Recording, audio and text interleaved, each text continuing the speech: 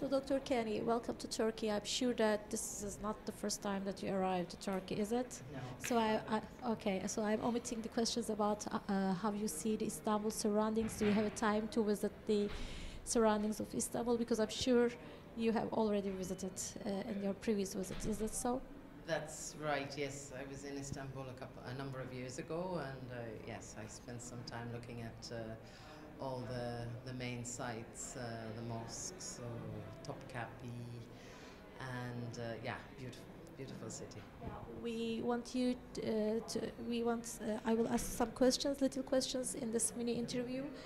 So as far as we know, food safety is of global concern with a major impact on food security and nutrition and livelihoods of billions of people around the world, as you see. Hence, could you please inform us why and how food safety is an essential element of food and nutrition security? In other words, how food safety is related to food security and nutrition, and is it fully integrated into the food and nutrition security agenda globally? Okay, it's quite a, will I hold this? Yeah, quite a detailed question. Thank you very much. Yes, I think as you said in your question, that food safety really is a central part of ensuring that our food supply is nutritious and that all people have access to safe, nutritious food at all times. I think safety is the safety of the food that we eat is so important because clearly if the food that's being consumed is contaminated with excess levels of microbial contaminants or chemicals, then it will have a direct impact on the health of the individual. And it's often, in fact, those who are already nutritionally vulnerable or poor and have micronutrient or undernutrient challenges individually, that then if they consume unsafe food, it can even have a more of a stronger shock and negative impact on the health. We really say that if food is not safe, it is not nutritious. We need to ensure that it is an integral part of food security and nutrition. Is it integrated, you asked, as part of the global agenda? I think what we do have is that there's a very high interest in, obviously, nutrition and food security now on the global agenda. I think we also have a high interest on food safety. On the global agenda, we have the Codex Alimentaris Commission, we have food safety authorities nationally, and ministries working at a national level and in regional level also to address food safety and quality issues. But what we don't, maybe where we could improve a little bit more is that these two groups of professionals and practitioners are not always talking to each other. So the food security and nutrition experts are addressing their challenges in a health sphere typically, or also in food production. But then we have also the food safety people and at country level are often working a little bit at a distance. So I think we need to, because nutrition and food and food safety are such cross-cutting, multi-sector, multi-stakeholder issues, then I think we have to continue to improve how the government officials and food safety and the scientists in these different areas work and speak together and share data and information. Absolutely, absolutely, yes, following the risk analysis principles of understanding what are the main risks, how also do food safety hazards impact negatively on nutritional status, when is there a problem from food or from poor water quality also in terms of the health and nutritional status of individuals. So I think we work hard to ensure effective coordination and communication within the food safety sphere, but also in the nutrition sphere, but maybe we can also get it across these two spheres, if you know what I mean, to really get the integrated approach of food safety on the global nutrition agenda. I think it's there in many ways, but we can always improve it. Thank you. And can you please highlight the emerging challenges for food safety in food and nutrition security? What's the emerging challenges, in your opinion?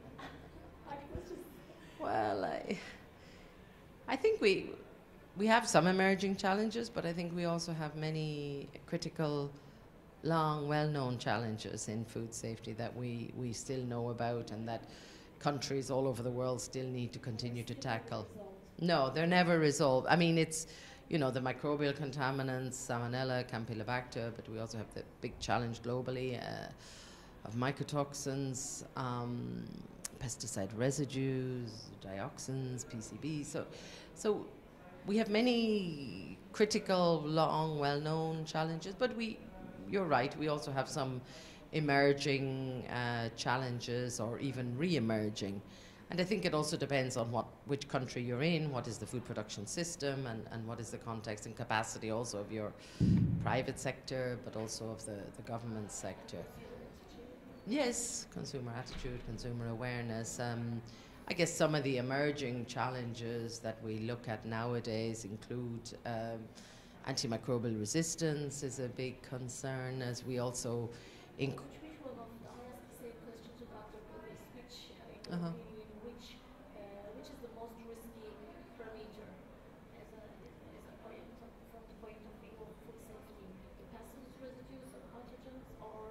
Hocam soruları mikrofona sorabilir miyiz? Sorusu.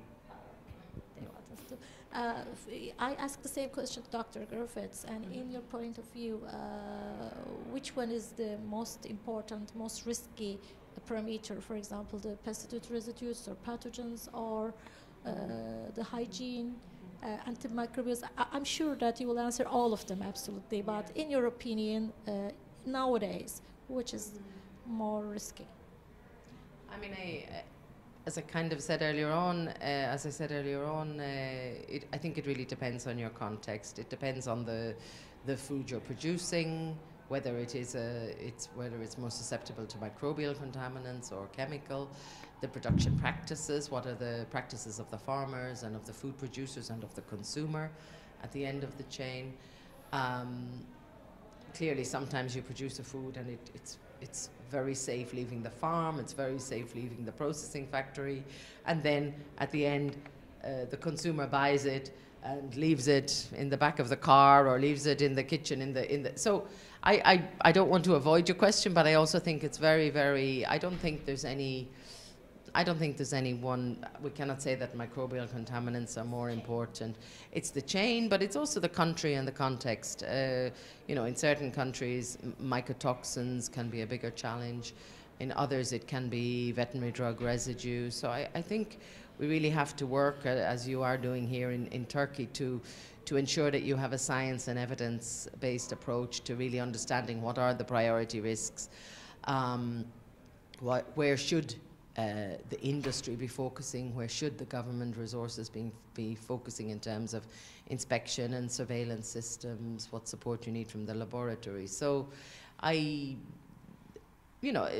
it's very hard to say which is more important. I think also sometimes in some countries, you hear that they only focus on microbial contaminants and they kind of think, well, the chemical issues are all taken care of. And maybe they've solved the problems, but I think as a responsible or a strong food safety authority, you need also to be cognizant and keep an eye on the chemical as well. And now we have also the whole area of potential risks coming through fraudulent practices, the re-emergence or the increase now of fraudulent practices, which are not necessarily food safety issues, but can deceive the consumer or lead to poor unexpected quality issues, and could lead to human health risks as well. Thank you. Again, we know that climate change is already affecting the biology and ecology of some organisms due to the changing patterns in crop production and livestock intensification, as well as altering the transport pathways of chemical contaminants. So consequently, climate change is expected to aggravate feed and food safety problems during all phases of food production and supply. Hence, what are the potential impacts of anticipated changes in climate on food safety, and can we control them at all stages of the food chain, and how? I know you have a speech, but I will be the chair in another hall. That's why I would like to learn before your speech about the climate change and how it affected the food safety. Okay, thank you. I'm sure you're probably aware of the research and ongoing efforts to try to understand what are the potential emerging risks or changing risks, perhaps also from due to the impact and changes in our climate. And I think a significant amount of work has been done to try to understand in a qualitative sense what are some of the potential changes. I think a lot still needs to be understood. Let's put it that way. I think that for food safety authorities, it's good to be in your approach of risk assessment and understanding risks and priorities to consider also any new potential risks or changes in existing hazards due to the changes in climates. There are changes predicted or perhaps in the virology and in bacteria, in disease patterns also. It could be expected that with changing animal diseases or an increase in animal diseases, there may be a need to use further pesticides or veterinary drug residues. So I think that there's definitely trends and areas where there could be an increased impact on food safety. I think we have a good general outline of that, also biotoxins in sea due to increased water temperature. But I do think that there's a need also for further continued research, and the global community and regional community in this area also understands that and continues to work in this area to try to understand better what are the real risks that we could expect. And I think this is one area. A different speaker this morning spoke about the need for collaboration and scientific cooperation. And I think this is one real area where we encourage scientists and experts from different countries to come together and work on these issues. And I'm aware that EFSA is now leading a further panel or working group in this area as well to further our knowledge and inform food safety regulators on what they should be looking out for. And we don't want to make you tired any longer. That's why I'm asking the last question. Do you also agree that food production will be very different in the future, since food will be produced under different environmental conditions due to an altered climate, which will result in emerging pathogens and altered use of pesticides and veterinary medicines? And what can you predict about the food production in future? Okay, that's a good question. What can we predict? I think there's a lot of talk, expert talk or thinking at the moment on the importance of the food system. And we talk about that a lot also with the experts we work with, but also in FAO. And I think, to me, the message from that thinking or way ahead is really that the food system can be many things, can include many different types of food production or food processing, everything from small local food production to, let's say, larger, more intensified food production units as well. So despite there are changes, I mean, again, it will all depend on which country you're in, which climatic zone you have, what is the culture and tradition of food production in your country as well.